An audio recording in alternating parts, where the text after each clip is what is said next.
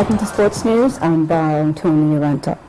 Nigeria is set to avoid a lengthy suspension from FIFA after the Federal High Court in Jos, Plateau State, overturned its recent decision to nullify last month's elections into the board of the Nigeria Football Federation, the NFF. This is sequel to the intervention of the Nigeria President Goodluck Jonathan, where he ordered the warring factions to end the crisis.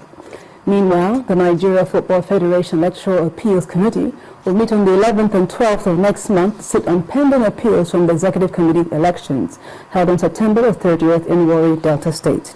This is due to the appeal filed by Nwazu Suleiman, who contested for the post of Vice President, and Barrister Ike Ibokwe, Vice Chairman of the NFF Disciplinary Committee.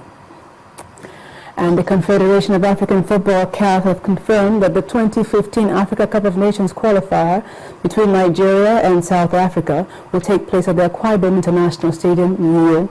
Vice President of the Ghana Football Association, the GFA, Fred Kransil, who was mandated by the Confederation of African Football to inspect the facility, has given the infrastructure the pass mark. And today marks the 40 years anniversary of an iconic win in the world of boxing, as Muhammad Ali added to his already legendary win status when the greatest, as he called himself, beat George Foreman in the famous Rumble in the Jungle to win the World Heavyweight Boxing title for a second time. The Rumble was staged in Kinshasa, then the capital of Zaire, and now the Democratic Republic of Congo, and has gone down in history as one of the greatest sporting events of the 20th century, and it happened on African soil. The fight was originally scheduled for September the 25th, but Foreman's eye was cut in training, so it was postponed to October the 30th.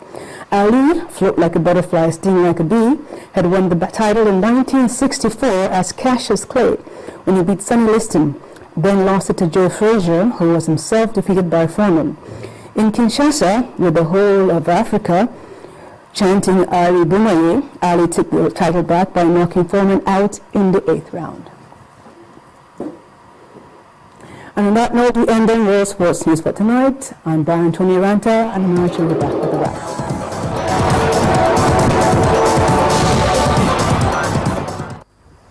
Away from sports news, normal activity has been stalled in the Burkina Faso capital, Ouagadougou, as the government announced emergency measures, including the formation of a transitional government following protests over President Blaise Compaoré's political ambition.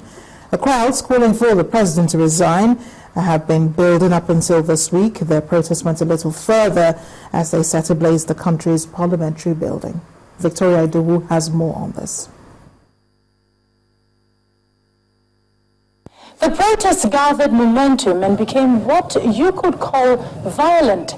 The parliamentary building was not the only one set ablaze. So were the City Hall and the ruling party headquarters. The last we heard was that the crowd was headed towards the presidential palace, and the main airport has been shut down just in case. The violence has, however, left 5 people dead after police fired live bullets at the protesters near the parliament building.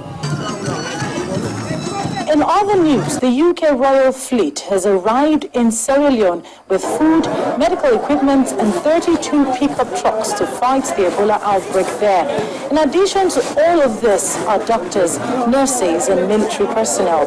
The UK is leading the international response to the disease in Sierra Leone, where it's pledged £205 million in aid.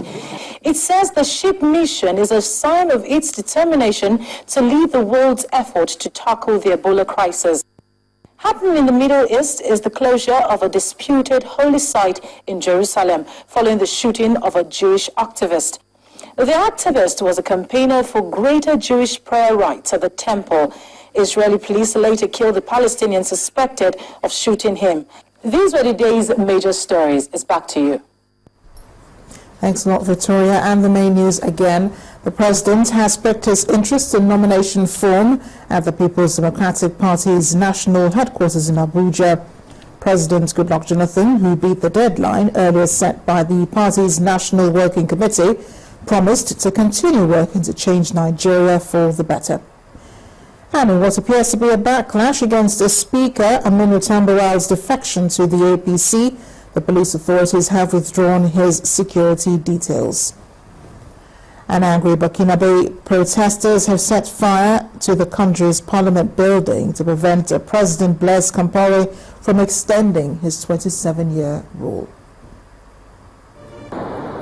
And that's an easy 10 tonight. Thank you for watching. I am Amarachi Ubai. Good night.